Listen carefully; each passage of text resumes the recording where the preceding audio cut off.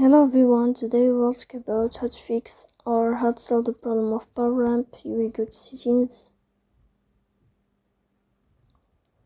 In this page, you will go to apps, default apps, app settings. On above you will search about Poweramp.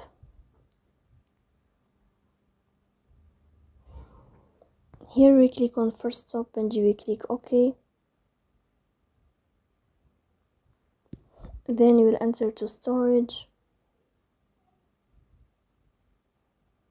Here we click on clear cache. In the end, you can turn off your phone and you can restart your phone again. So please don't forget to support us by like and subscribe. See you next time and thank you for your watching.